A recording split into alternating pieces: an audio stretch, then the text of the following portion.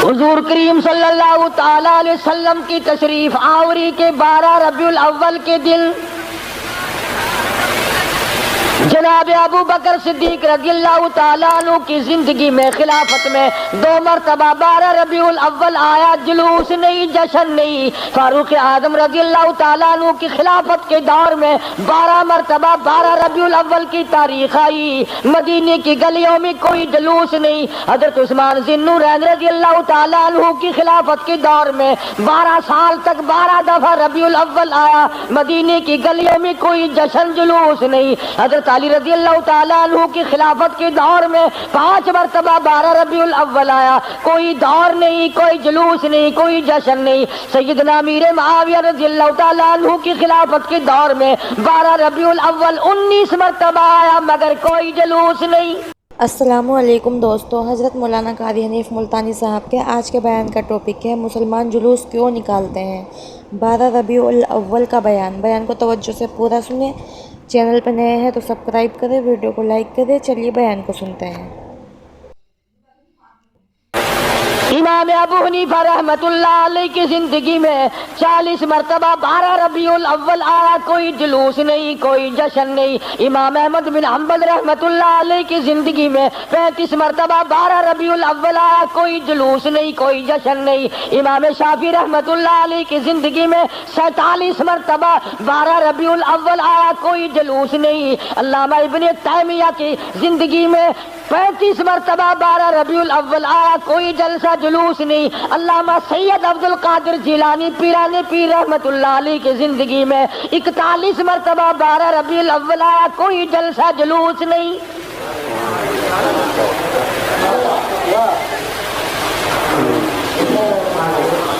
سلطان عالمگیر رحمت اللہ علیہ ہندوستان کا بادشاہ ہے، اتنا بڑا متقی پرہیزگار ہے، ساری زندگی میں ایک رات بھی تہجد کی قضا نہیں ہوئی، مگر 12 ربیع الاول کا جلوس دلی کے بازار نے دیکھا نہیں، چاندنی چوک میں سے کبھی گزرا نہیں، خواجہ شمس الدین التمش کی زندگی میں نہیں گزرا، سلطان عالمگیر کی زندگی میں نہیں نکلا، ناصر الدین محمود کی زندگی میں نہیں نکلا، غیاث الدین بلبند کی زندگی میں جلوس نہیں نکلا۔ اور تمہیں آج بھی کہ میں بات بتلاؤں، قائد اعظم کے ہوتے ہوئے پاکستان میں جلوس نہیں نکلا، خواجہ ناظم الدین کی حکومت میں 12 ربیع الاول کا جلوس نہیں نکلا، ایوب خان کی حکومت کے موقع پر 12 ربیع الاول کا جلوس نہیں نکلا، یحییٰ خان کے دور میں نہیں نکلا، یہ بھٹو نے شروع کیا اور ضیاء الحق نے آگے بڑھ کر اس کی تکمیل کی۔ تمہیں پتہ نہیں ہے یہ نبی کا جلوس نہیں ہے۔ چور جب چوری کرتا ہے کتوں کو ٹکڑا ڈالا کرتے ہیں، یہ بھونکے نہ، تمہیں تماشے میں لگا کر اپنا کام کرنا چاہتے ہیں۔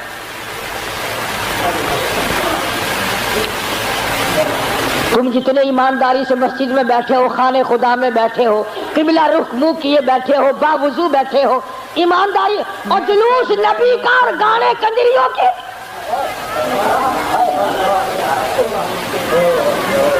اندازہ لگا۔ امام الانبیاء محبوب کبریا حضرت محمد مصطفیٰ صلی اللہ تعالی علیہ وسلم کے دین کا مذاق نہ اڑاؤ، تماشا نہ بناؤ، کہیں تم ڈوب کے مرو، تماشا دنیا دیکھے۔ دیکھنا تو صحیح، کنجروں کے گانے، کنجریوں کے گانے، ملنگوں کے گانے، ملنگڑیوں کے گانے، جلوس اس ذات پاک کا جس کو اللہ پاک نے عرش عظیم پہ تشریف لے جاتے وقت جوتے اتارنے کا بھی حکم نہ دیا۔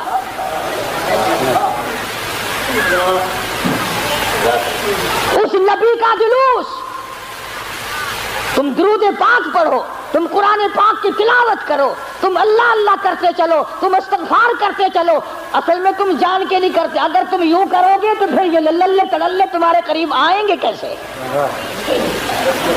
یہ چرسی، یہ فہمی، یہ بھنگی، یہ شرابی آئیں گے کیسے؟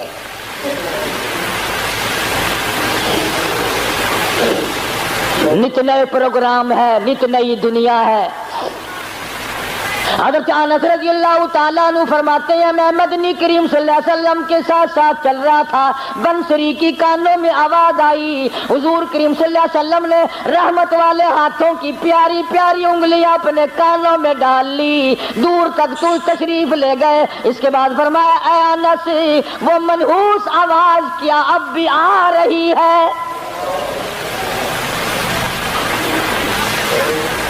حضرت انس کہتے ہیں کہ 3 مرتبہ حضور کریم صلی اللہ علیہ وسلم نے مجھ سے پوچھا، یعنی انگلی نکال کر یوں سن کے بھی تو نہیں دیکھا کہ آ رہی ہے کہ نہیں؟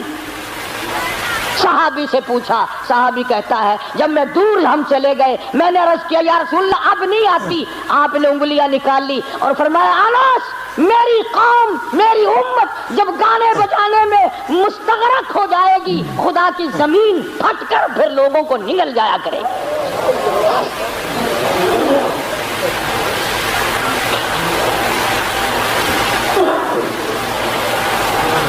ادھر بڑا زور لگا ہوا ہے، چندے ہو رہے ہیں، مولویوں نے لاؤڈ اسپیکر کھولے ہوئے ہیں، 1 روپیہ دو انشاءاللہ جنت ملے گی، 1 روپے کے بدلے میں جنت ملے گی۔ اور کملے 1 روپیے نال کوئی پالش جتی بھی نہیں کر کے دینا تو جنت دینا پہ ایڈی سستی گنڈا دا پا دیکھو کی آٹے دا کی ہے لکڑ دا کی ہے تو جنت ایڈی سستی۔ مولوی صاحب جدو جاؤ گے تو پتہ چلے گا جنت دی قیمت دا۔ تجھے کیا معلوم ہے جنت کتنی قیمتی ہے؟ جا بلال سے پوچھ کے آج اس کا چمڑا ادھیڑ دیا گیا۔ احمد بن حنبل نے 2 برس تک اس اللہ کے قرآن کی وجہ سے درے کھائے، پوچھ کے آج جنت کی کیا قیمت ہے۔ ابو حنیفہ کا جنازہ جیل سے نکلا، پوچھ کے آج جنت کی کیا قیمت ہے۔ علامہ ابن تیمیہ کو کوڑے پڑے، سعید ابن مسیب کو ذبح کر دیا گیا، اور ہر تحریک میں ہر اللہ والے نے قربانی دے کر جنت کو حاصل کیا ہے، تو 1 روپے میں جنت بیچ رہا۔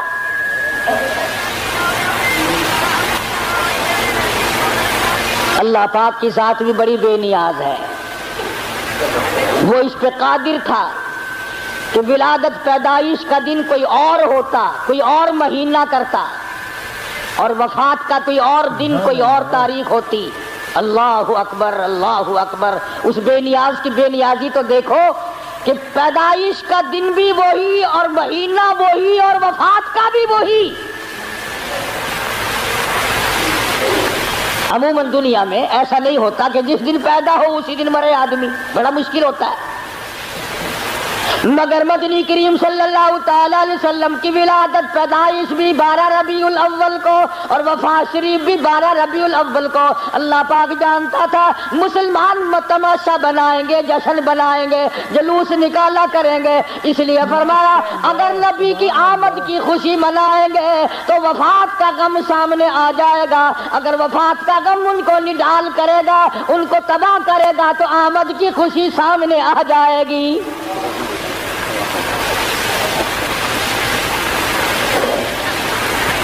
کن حالات میں مدنی کریم صلی اللہ تعالی علیہ وسلم تشریف لائے؟ حضور کریم صلی اللہ علیہ وسلم کے والد ماجد حضرت عبداللہ آپ کو پیٹ میں ہی، اماں کے پیٹ میں ہی چھوڑ کر دنیا سے رخصت ہو گئے۔ اندازہ لگاؤ اس غریب اور اس یتیم کی زندگی کا کیا کہنا جو پیدا ہونے سے پہلے لاوارث ہو گیا ہو، شکم مادر میں ہے۔ حضرت عبداللہ کا انتقال ہو گیا۔ سیدہ آمنہ خاتون رضی اللہ تعالیٰ عنہ اپنی بیوگی کی زندگی بسر کر رہی ہے۔ حضرت کی دادی نے حضرت کے دادا سے ایک دن بھی اشارہ کر کے بلایا اور بٹھایا۔ حضرت کی دادی ایک دن حضرت کے دادا کو کہنے لگی تجھے پتہ بھی ہے میں تو بڑی پریشان ہوں، میں تو بہت پریشان ہوں۔ حضرت کے دادا نے پوچھا کیوں؟ کہنے لگی یہ ہماری بیوہ بہو جو آمنہ ہے یہ عطر استعمال کرتی ہے، خوشبو لگاتی ہے بھی بیوہ ہے بھی پیٹ سے، اور قریش کی بیٹی، قریش والوں کی سرداروں کی گھر والی ہے، لیکن عطر لگاتی ہے، مجھے بڑا فکر ہے اپنی عزت کا۔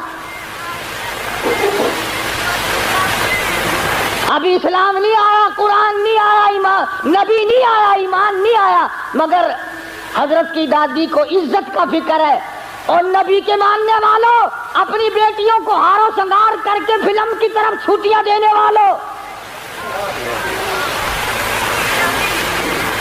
زرک برک بچیوں کو بنا کر کالجوں کی طرف 4-5 گھنٹے کی چھٹی دینے والوں، شرم کرو، سوچو ذرا تمہارے نبی نے تمہیں تشریف لانے سے پہلے کیا عظمت عطا کی ہے۔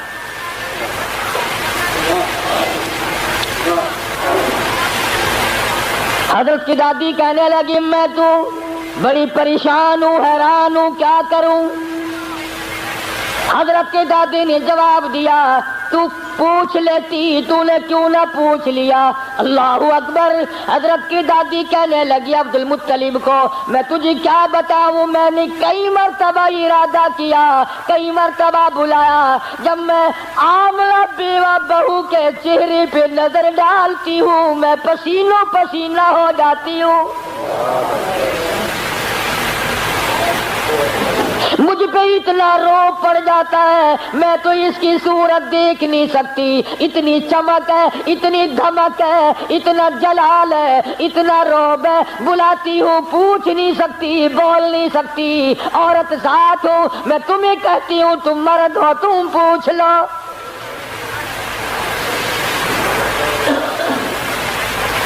حضرت کا دادا کہنے لگا تو عورت ذات ہے، تو گھر میں بیٹھی رہتی ہے، تجھے کیا معلوم ہے میں مرد ہوں، باہر رہتا ہوں، سارے مکے نے میرا سر کھا لیا، مجھے تنگ کرتے ہیں، گلی والے پوچھتے ہیں، محلے والے پوچھتے ہیں، مکے والے پوچھتے ہیں، اور کہتے ہیں عبد المطلب تیرے گھر پہ عطر کی بارش کہاں سے ہوئی؟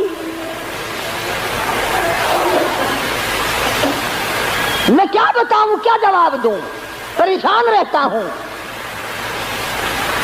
اور عبد المطلب نے حضرت کی دادی کو کہا تجھے اور میں بات بتاؤں، یہ جو خوشبو میرے ویڑے میں سے آتی ہے، جس غسل خانے میں جاتی ہے وہاں بھی عطر ہے، وہاں بھی مہک ہے، جس کمرے میں بیٹھتی ہے وہاں مہک ہے، جہاں ویڑے میں بیٹھتی ہے ویڑا معطر ہے، جس جگہ تھوکتی ہے وہاں بھی خوشبو ہے، جہاں بیٹھتی ہے وہاں بھی عطر اور خوشبو ہے۔ قربان جاؤں آمنہ کے در یتیم حضرت محمد کریم صلی اللہ علیہ وسلم کی تشریف آوری پر۔ اور عبد المطلب نے کہا حضرت کی دادی کو تجھے اور بات بتاؤں، یہ قرب و جوار کا معمولی عطر نہیں ہے، کہنے لگا عراق کا یہ عطر نہیں، یمن کا نہیں، شام کا نہیں، فلسطین کا نہیں، قرب و جوار کا نہیں، عام عطر نہیں، کوئی خاص خوشبو ہے۔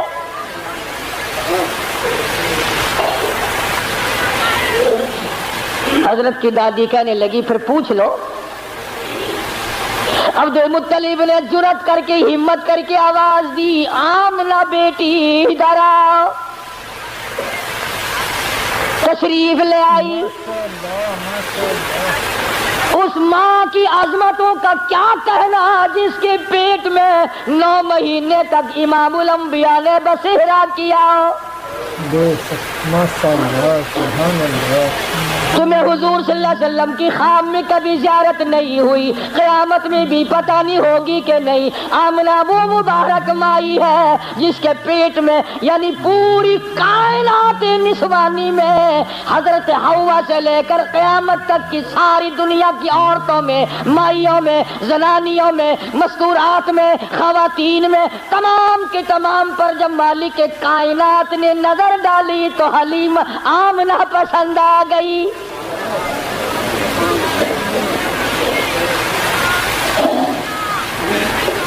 ہمارے ملک میں اگر کسی افسر کی کسی عورت پہ نظر پڑ جائے اور وہ اپنی بنا لے تو لوگ کہتے بڑے مزے آ گئے۔ آمنہ وہ ہے جس پہ خدا کی نظر پڑی۔